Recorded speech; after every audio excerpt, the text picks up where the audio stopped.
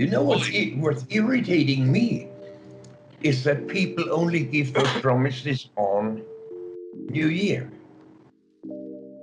Why don't they just say to themselves, I'm going to do that every damn day?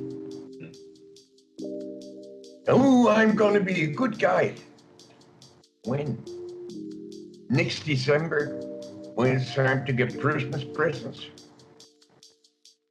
And when are you going to be a good guy? When your partner tells you, I'm fed up with you, I'm leaving you, and you come with, oh, no, please don't do that, please, I will change, I'm so sorry for everything. Or are you going to wake up and say, what can I do today to make my partner happy? What can I do to make my children happy so they don't have to listen to rows between the parents and being scared that they are guilty? Do something every day. I have a friend who every second or third day came with a new rose that he gave to his wife. Just and told her, so don't forget, I still love you. And she would smile and say, yep, and it feels good. It's nothing big you have to do. You can even steal from the neighbor's garden.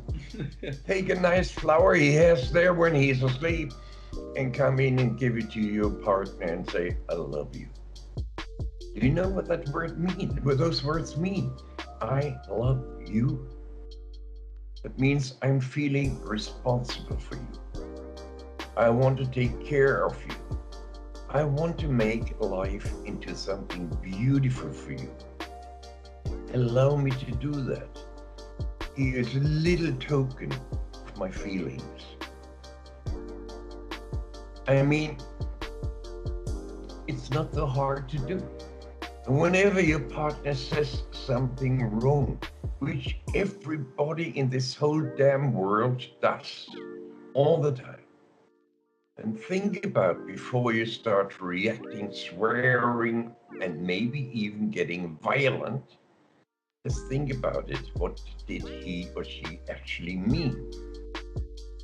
Was it something really bad? And if you don't understand it, ask, what do you mean by that, love? I mean, it's just simple. We have those skills of communication. And when you don't have them, learn them. They're not difficult to learn. It's just opening your mouth and opening your heart at the same time. Instead of screaming around, coming home and being sour because there was so much problems at your job, and you come home, the only one you can confront those problems and the frustration with is your wife, your children. Is that why you married her? Or him?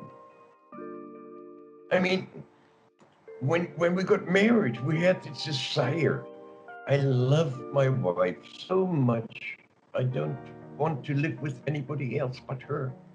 I love my children so much that every time one of them comes by and says, Daddy, I love you, I feel like, wow. This Christmas, I was alone here. It was sad, but I was so ill, I could not go and visit anybody. Otherwise, I would have done it. And my mom in Denmark with her family. So I was lying in bed here and had so much self-pity. I really enjoyed it, I think. Even though the pain was too bad to enjoy it 100%. But then in the evening, my daughter came, my little one, Linda. She came with food from Peter, my son, also lives down here, and his wife. And I had a lot of food there which I was supposed to eat. And I had given them some gifts, and it proved that I had bought some of those helicopters. Every single bloody one was broken. Not one was working. and I don't have the money to buy new ones. And then I feel like, yeah, what the hell can I do? Nothing. Because the kid said, Grandpa, doesn't matter, you are here. I felt so good. It felt so beautiful. And then I got more food and more food, and I still have food in my fridge from Christmas Eve. I think I have to eat it soon before it starts eating itself. That is a Christmas. My daughter's in Sweden, calling and saying, Daddy, just to tell you we love you so much and we miss you so much. Can you imagine how that feels inside of you? I don't need them to send anything, not anything else, but seeing their lovely faces, talking to them, and hear their grandchildren saying, Hi, Grandpa, we love you. Isn't that what we actually want? But you can't get that only on New Year or Christmas. You have to work the whole bloody year in order to get there. You have to prove that you are worth the appreciation and the love. You as parents and you as children, behave good against each other. Be sweet to each other, because that's what makes life beautiful. That's what makes life feel so good. So why don't you fight for it the whole year? And then when Christmas comes, when your year comes, and you hear the promises, you hear everything, then you can think, yeah, but I've already done it the whole year. And they all know how I feel.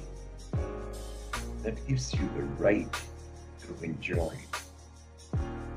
Not just sitting on your fat behind, not doing anything the whole year, and then on Christmas having big expectations of everybody has to love you suddenly.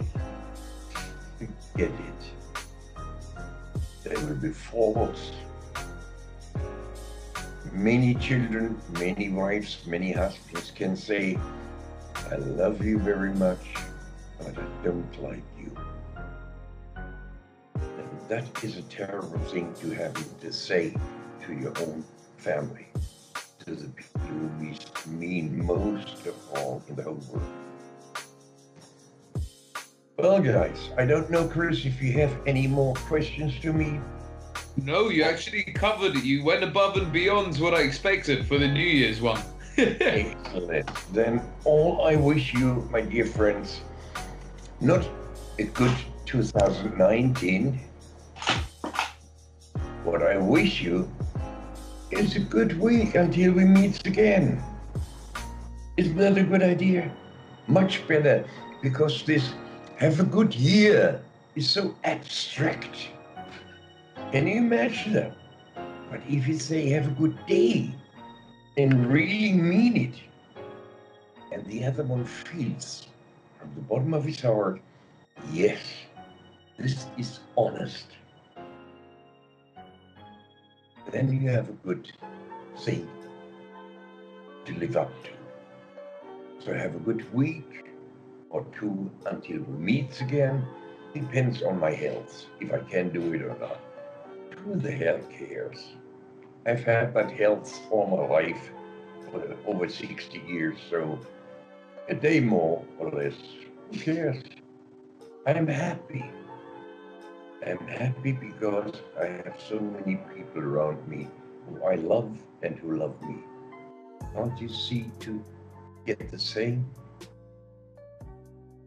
Take care and have all my love.